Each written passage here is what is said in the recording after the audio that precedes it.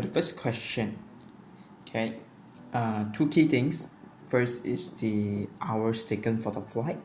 So first thing, if you add up the 9:35 a.m. with 11 hours and 10 minutes, you will get the London time when you arrive LA. Then minus off the 8 hour to get the local time of LA, which is 12:45. Work out the average speed. Okay, so all you need to do is take the distance, divide by the time. So a little bit tricky here is on the minutes, how you manage it. So you're required to convert it into how much worth is 10 minutes out of 1 hour. So just take 11, 10 over 60 as the time. After you run the calculation, you get the final answer.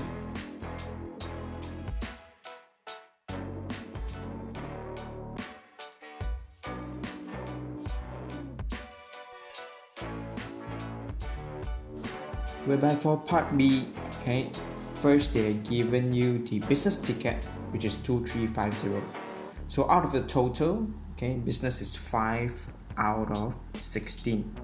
So all you need to do is take 2350 divide by 5 over 16, then you get the total, which is 7520.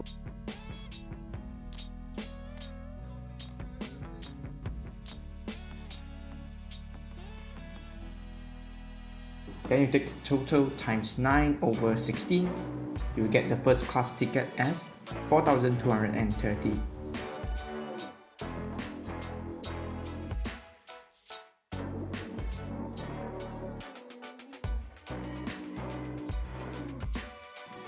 As for the next part, all you need to do is take 7,520 times 2 over 16 to get the economy tickets price. Take it and divide by 4,230, times it by 100 to get the percentage, which is 22.22.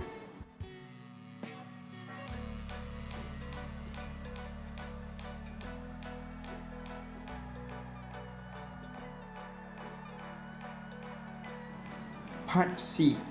Okay, the price of a business ticket for the same journey with another airline is 2,240. Okay, the price of the first class ticket is 70% more than a business ticket. So a business ticket is 100%. So since it mentions 70% more, so it makes it 170%. So you take 2240 times 170%, then you get 3808.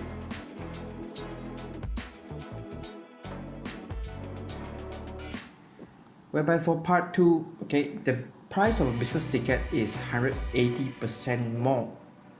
So on top of the economy ticket, you need to add another 180%. So you take economy price ticket times 280% equals to 2240. So you run the calculation, you will get the economy ticket as 800.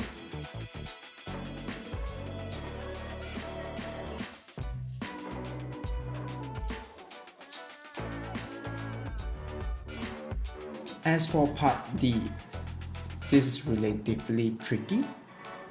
Okay, things to take note is that there's a fixed cost which incur per day, and it includes the insurance. On top of that, there's a variable cost because when the car travel more than 800 kilometers, you are required to pay $1.25 after that. So the fixed cost will be 28 plus 6.5 multiplied by 12 because of 12 days, then plus 1.25 times the unknown, which is kilometer travel after 800 kilometer, equals to 826.5. After you run the calculation, you will get the mileage they exceed 800 will be 330. So you take 800 plus 330, you will get 1,130 kilometers.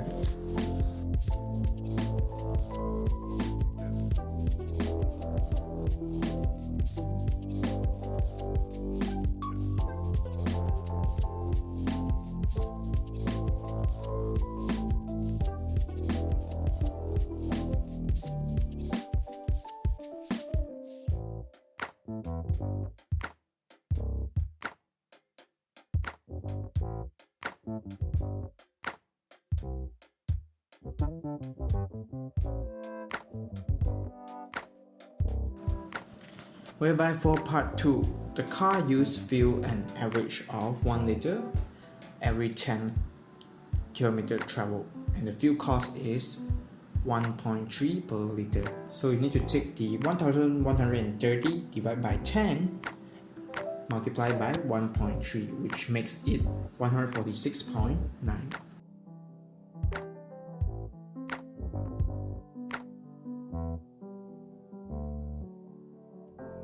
For part 2, okay, so for all the workings here, I've included two methods.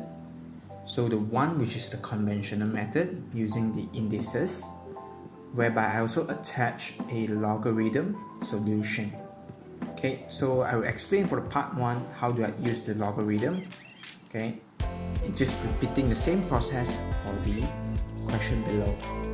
So 3 here is the base, x is the index or also known as power, and the 243 is the result. So in logarithm, okay, the base will be 3, it will remain unchanged, and the results will be attached next to the log. So after you key into a calculator, the results that you'll be getting is the index or power. So there's two ways here, so I use log 3, 243 equals to x. So after calculation you get 5, or alternatively you can change 243 equals to 3 to the power of 5, so x value equals to 5. So just repeat the same process for part 2, part 3, part 4, then you will get the results.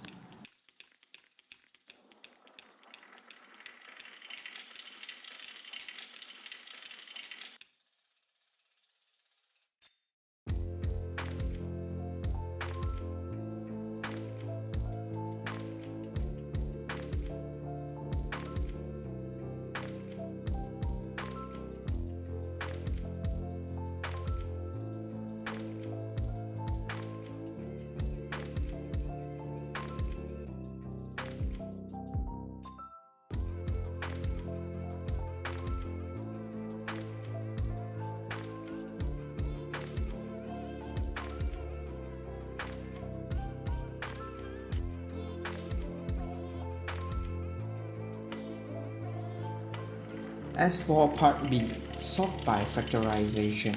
Okay, so I'm using the cross multiple method. So y times y equals to y squared, 10 times 3 equals to 30.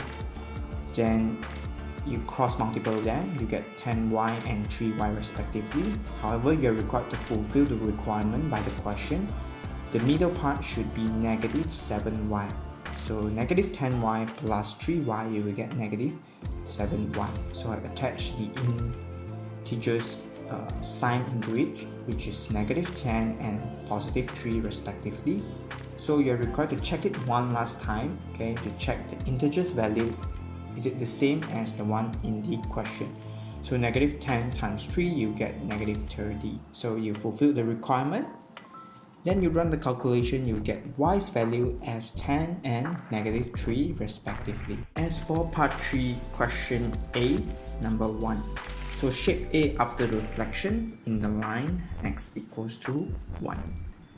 So the coordinate will be 3, 1, 3, 2, 4, 2, 4, 4, 5, 4, and 5, 1 respectively.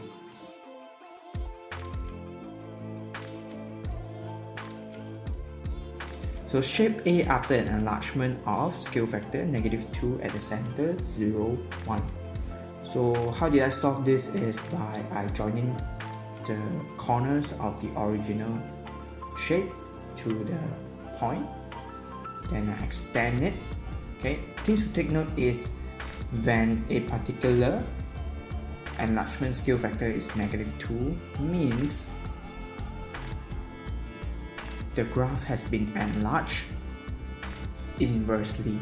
So the shape that I've drawn here is actually the opposite direction and also twice bigger than original image.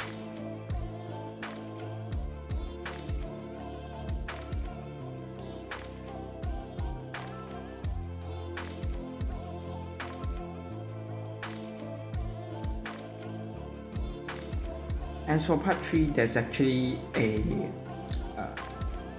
formula sheet for you guys to memorize. I will soon release the video to share with you guys to memorize this. So it's actually an anti-clockwise of 90 degrees.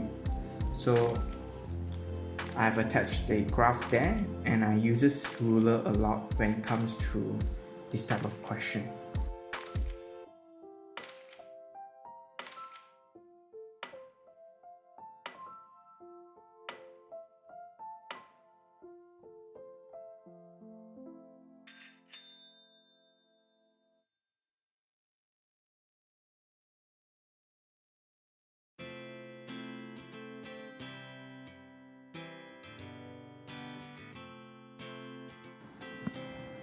The last one, it is an enlargement from the point of origin 0, 0 with a scale factor of 3. It's also pretty straightforward as well because you can actually memorize this. Okay, I will try to rush the topic by topic explanation as soon as possible for this particular one.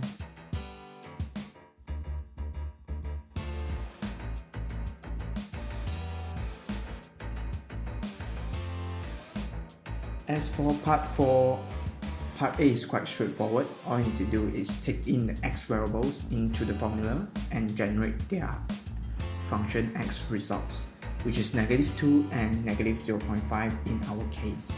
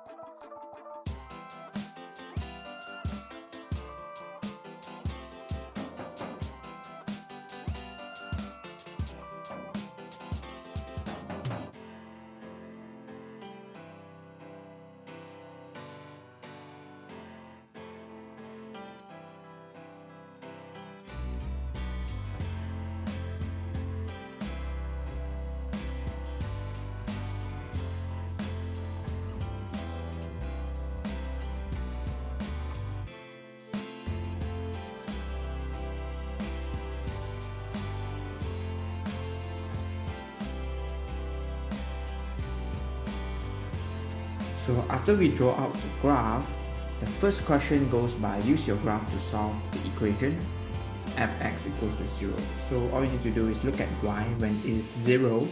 There's actually 3 intersection points, okay, which is -1.85, -2, and 2.2 respectively.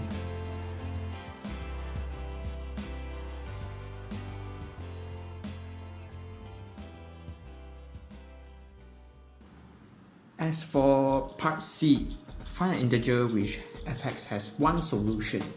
So as you can see, from any point beyond -2, okay, it's actually have 2 results or more.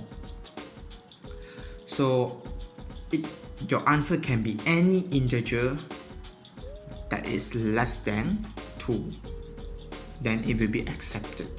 Okay, but it still depends on your graph. So you need to plot out your graph properly, then only you use your graph as a reference point to select the point that you want. It can be lower than that, it can be anything.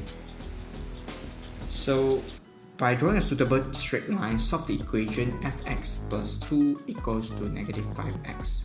So you run the shifting, then you set some points to draw out the straight line. So the intersection point will be the answer, which is -0.25 and 0.65 respectively.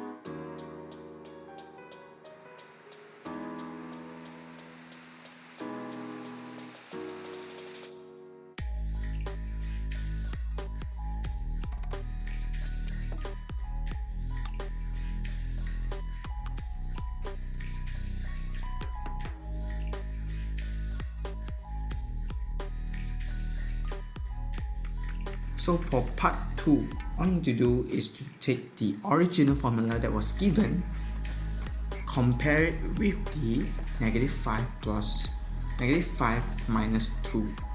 Okay, after you run the shifting, you will get A's value as +5 and B's value as -2.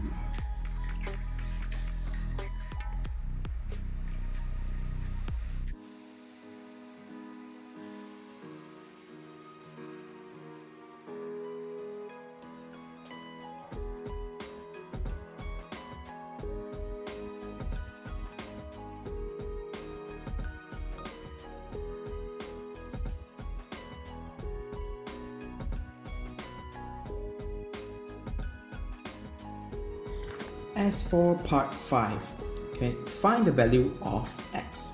So things to take note is probability, the total value will always equals to 1. So you add up everything, it will be equals to 1, and then you minus it off, minus 0.2, minus 0.3, minus 0.45, then you will get the value of 0.05.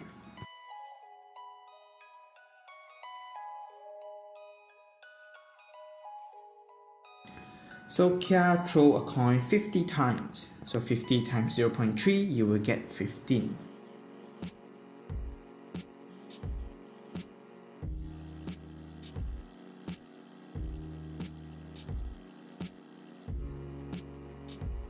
So Kia throws 2 coins at a time.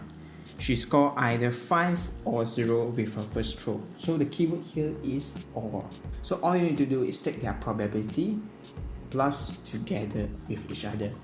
So we get 0.75 as the results. Next, she scored 0 with her first throw and 5 with her second throw. So the first throw she will get is 0.45 times 0.3 equals to 0.135.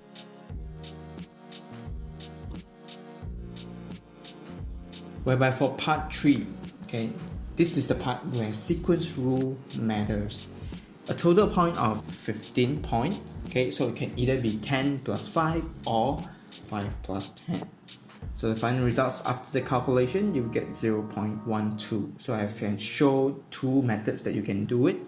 Okay, first one is I list down whatever comes first, then I list down their probability minus times by each other and add them up.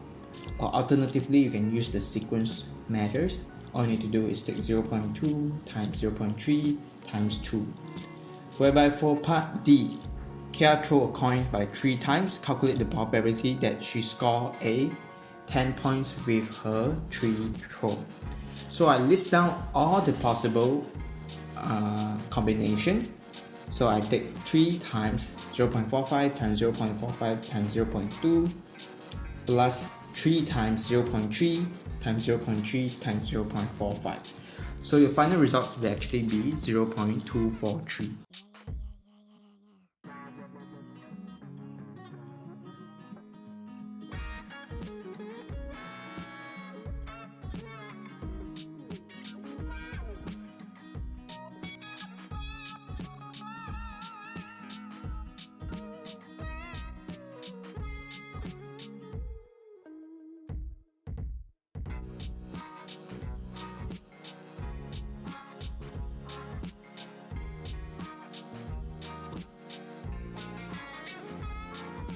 As for part 6, write down the number plan of symmetry of this cuboid. So I've actually attached a graph there, okay, for your visual illustration.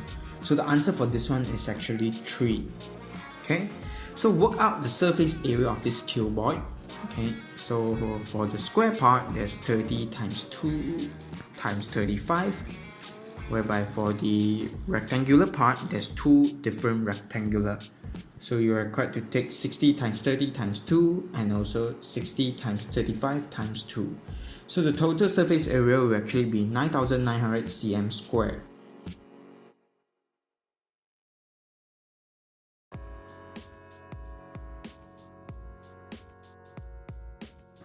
Okay, so for you to change it into a square meter, okay, so 1 cm times 1 cm equals to 1 cm square. So the value of it will, when it comes to conversion into meter, it will get 0.01 times 0.01 equals to 0.001 meter square. So you take the 9,900 cm square that you have calculated, multiply by it, you will get 0.99 meters square.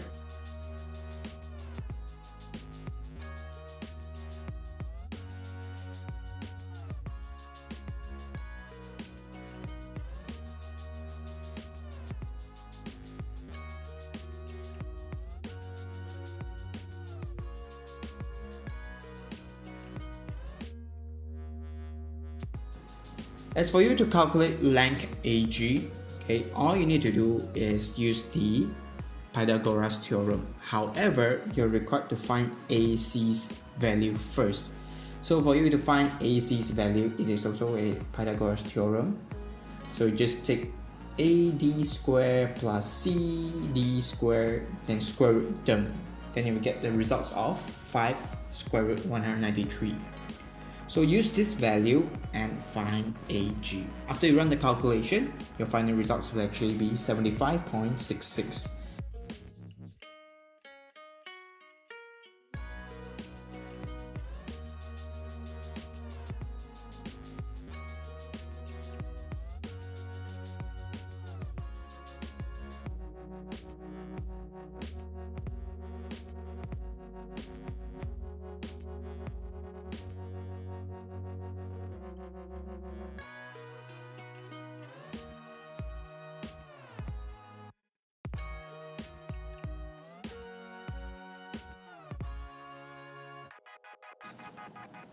For the following part, find the angle between AG and the base. So since that we have already gotten AC's value and GC's value, this is actually the opposite and adjunction of the angle we are looking for. So tangent GAC equals to 30 over 5 square root 193. So the final results will be 23 degree will be 23.36 degree.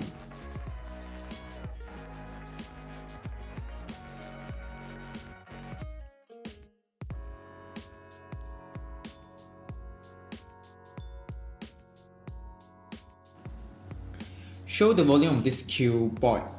So you take 60 times 35 times 30, you will get 63,000 cm cube.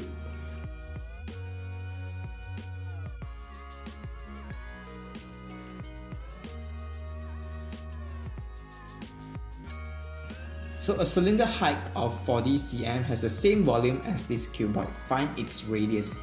So pi r squared times h equals to 63,000.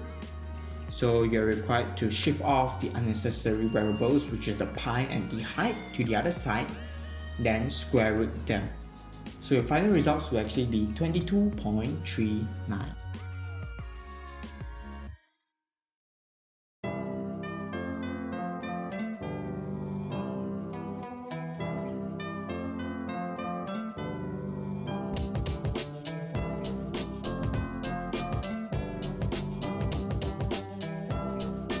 As for question 7, show that angle OAB equals to 15.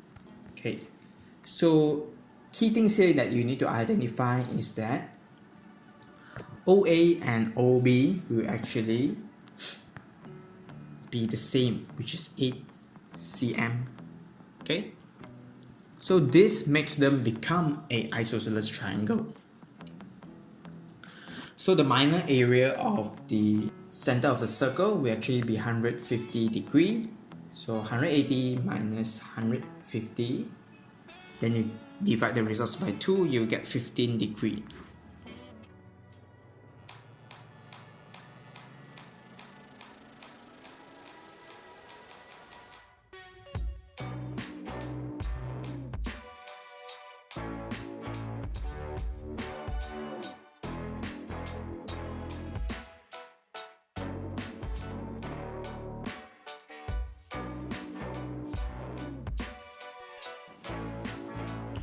As for you to calculate the straight line of AB, simply use the sine rule. Okay, so we have actually gotten the degree as 15, and we have a 8 cm and also 75 degree. So sine 90 over 8 cm equivalent to sine 75 over unknown. So after you run the calculation, you get the unknown's value as 7.73. Simply multiply this value by 2, then you will get the final results of 15.46.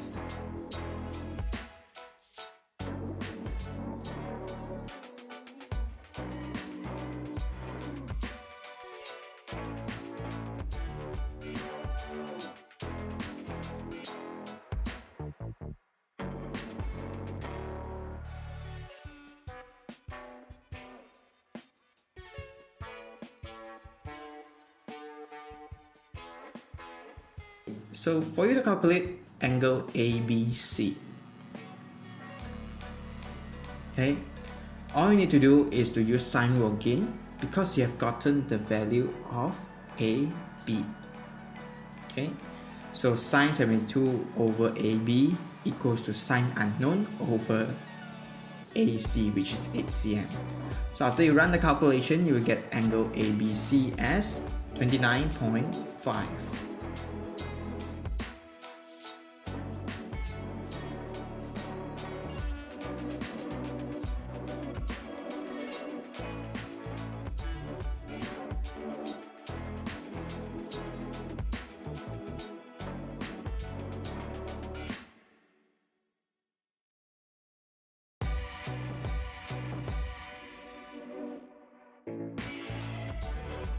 So for the next part, calculate the total area. So I actually separate this graph into 3 parts.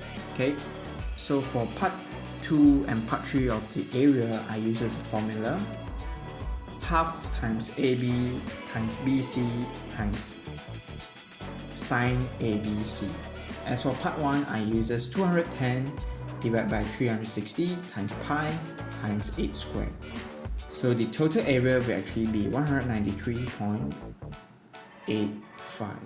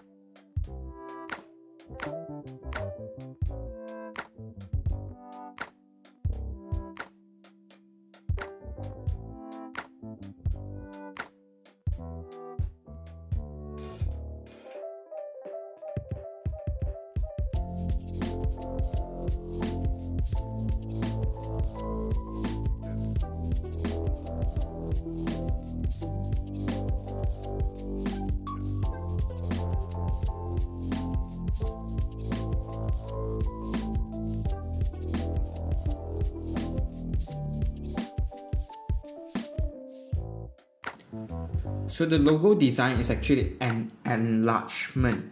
Okay, so you're required to take the 193.85 divided by 4 square. Okay, because it is regarding area. So you're required to square the scale factor. So you get the results of 12.12. For part 8, A, number 1. So it is all pretty straightforward. Okay, I've attached a calculation there. Okay, you can just refer to it and solve the answer.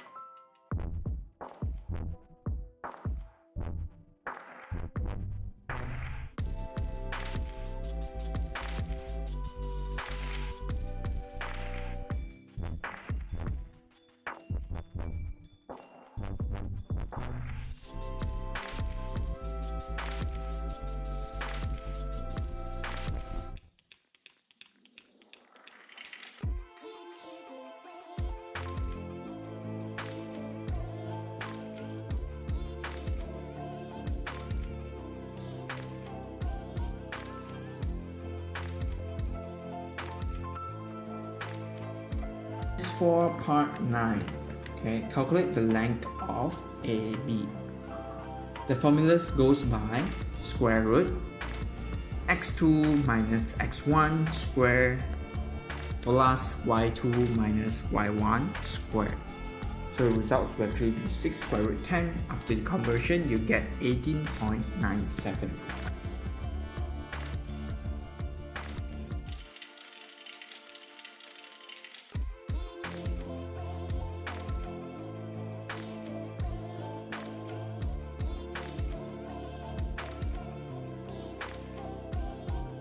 Okay, so for you to find the line through AB, okay, use the point given to find the gradient first, which is 3. So y equals to 3x plus c. So you substitute any of the point in. So in my case, I substituted point B. So I found my c's value as 1. So the equation will go by y equals to 3x plus 1.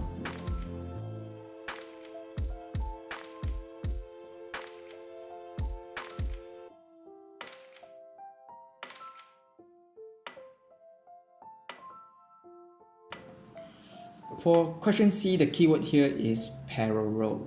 Means that their gradient is the same, however the point they passes through is different. So you use the point that was given, which is 0, -5, you get the C's results as -5.